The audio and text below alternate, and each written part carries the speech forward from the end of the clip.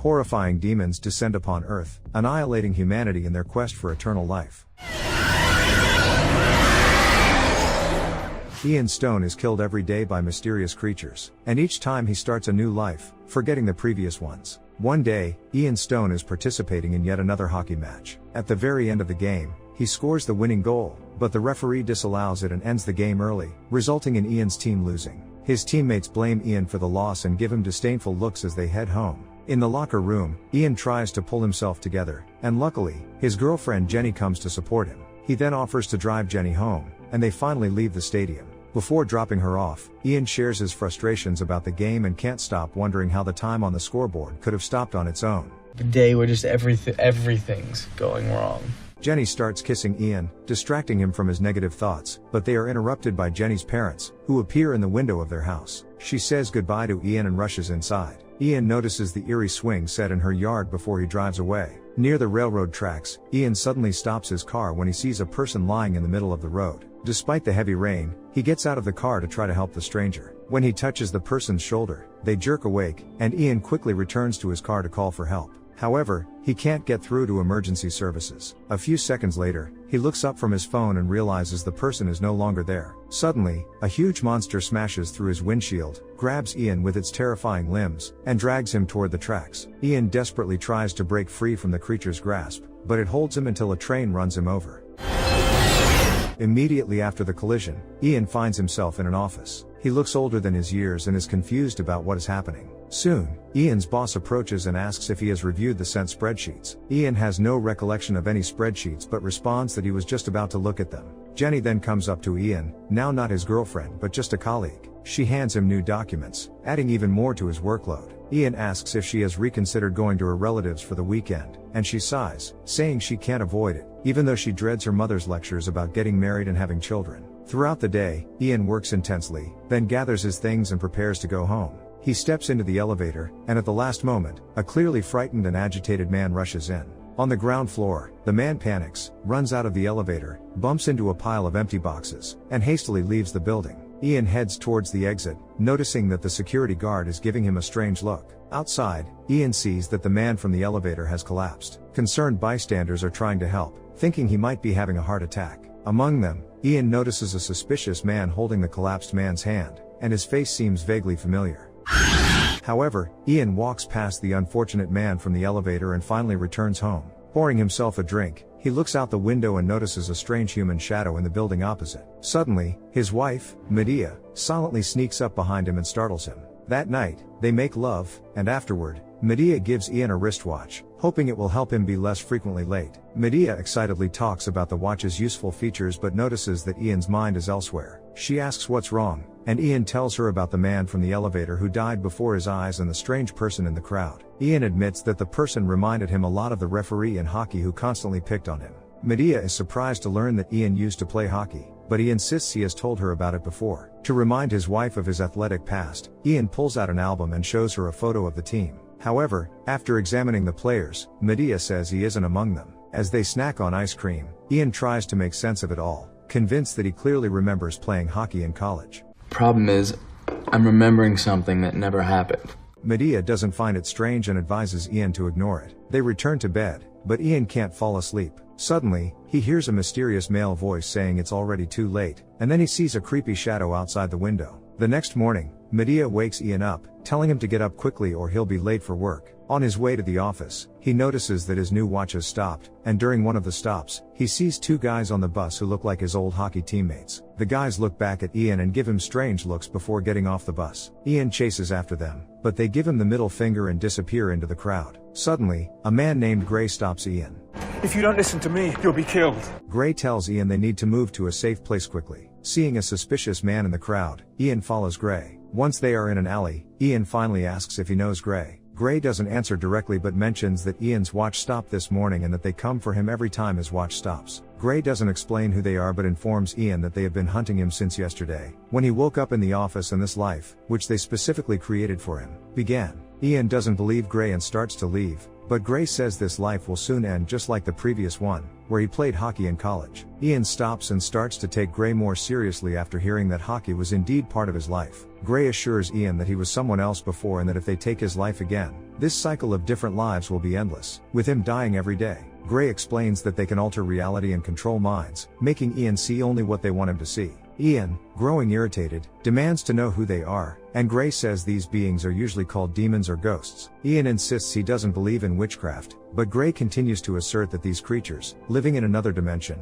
will come for him to make him do what they want. Frustrated and angry, Ian suddenly grabs Gray and pushes him against the wall, demanding to know what they want. At that moment, a black monster emerges from the wall and drags Gray away.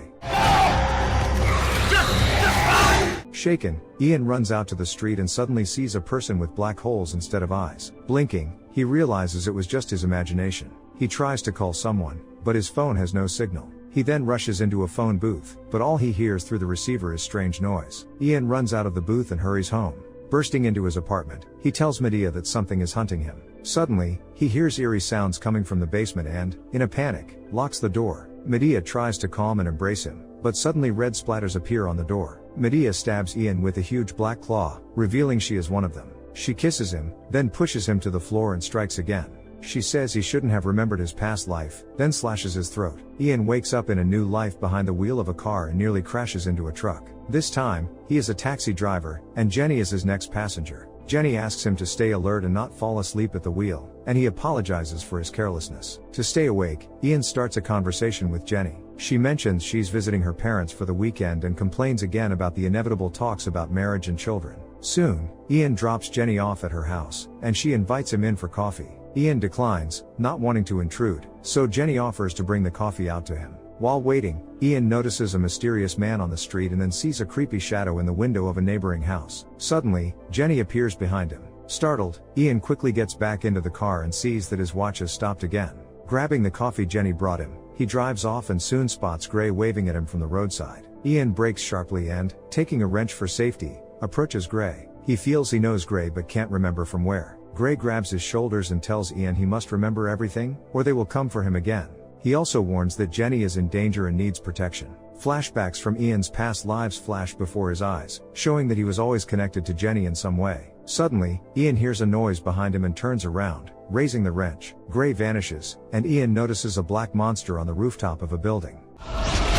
After being attacked by the creature, Ian wakes up again. This time, he finds himself in an employment agency. Clearly remembering fragments of his past lives, he tries to find any information in the papers on the desk. Just then, Jenny enters the office, helping him with his job search. They discuss Ian's past interviews, but soon Jenny notices that Ian seems deeply troubled. She asks if everything is okay, and Ian decides to tell her the truth. Ian confesses that he wakes up in different places every day, and everything changes except for her. Jenny doesn't believe him and suggests that he might have relapsed into using drugs, despite his earlier promises to stay clean. He tries to convince Jenny that he is telling the truth and that they are genuinely in danger. Soon, he notices that time has stopped again, and a man from his past lives is waiting outside the door, now with a huge black claw. Terrified, Ian bolts from the office and runs into the elevator, but the monster suddenly punches through the elevator ceiling with its black claw. Ian escapes again and runs into the hallway, bumping into Jenny, who is confused and doesn't understand what's happening. Ian repeats that she is in danger, then sees even more men from his past lives appearing.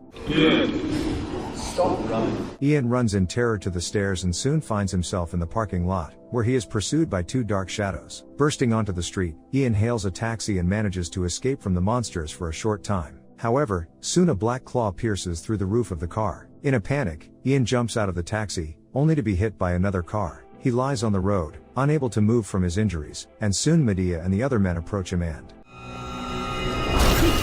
This time, Ian wakes up to loud music in a filthy apartment and realizes he's a junkie. Hearing a knock, he struggles to get up from the mattress, opens the front door, and sees Jenny, who is now his neighbor. She demands him to lower the music, and Ian tries to talk to her, but she suddenly notices his arm and sees a syringe sticking out of a damaged vein. Jenny recoils in disgust and goes back to her place. After a while, Jenny gets ready to leave. She opens the door, and Ian bursts into the apartment, asking for help. Jenny grabs a kitchen knife, preparing to defend herself, but Ian reminds her that they knew each other in past lives. Suddenly, he feels sick, and the clocks stop again. Jenny wants to call for help, but Ian forbids her to leave the apartment. He urges her to remember events from their past lives and tells her facts he couldn't have known. It seems like Jenny is indeed starting to recall something, but then a monster's claw breaks through her front door. The dark shadows infiltrate the apartment, but Ian and Jenny manage to escape through the window. As they descend the stairs, they find themselves in the backyard, surrounded by monsters. Ian grabs a piece of glass, but suddenly Medea appears behind him and grabs his hand with a shard. Then she grabs him by the throat and presses him against the wall, preparing to finish him off once again.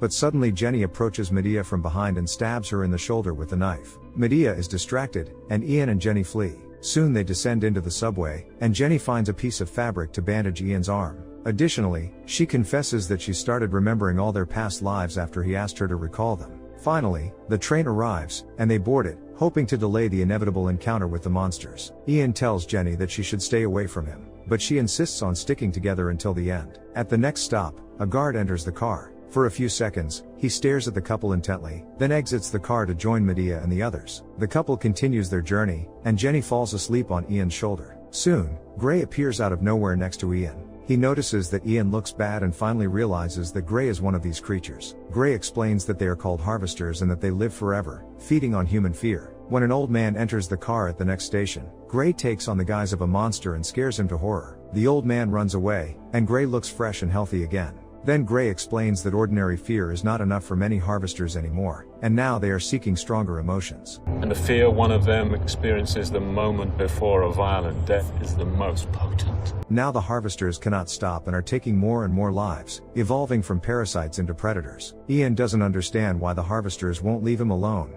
and Gray tells him that Ian was once the most powerful harvester and rebelled against the others. They cannot destroy him, but they can throw him from one life to another until he returns to them. Gray reminds the shaken Ian that he must protect Jenny because she's his only chance at a normal life. He also warns that the harvesters have found them already and then disappears. Ian wakes Jenny, and they rush out of the car, but monsters in the guise of hockey players are already following them at the station. The couple runs again and accidentally knocks down a passing guy. Ian and Jenny escape, but the guy gets his throat slit, consumed by his fear. Soon, the harvesters led by Medea finally catch up with Ian and Jenny. Medea says Ian is weak because he hasn't fed for a long time, then extends her black claws and presses Jenny against the wall. Ian's veins start to darken, and Medea says that his need for others' fear will soon outweigh emotions. Medea convinces Ian to return to the harvesters so they can be together again, and to do that, he needs to destroy Jenny. Suddenly, Ian's expression changes, and he starts choking Jenny, absorbing her fear. She begs him to stop, and at the last moment, he releases her, then throws himself onto the train. I'm sorry.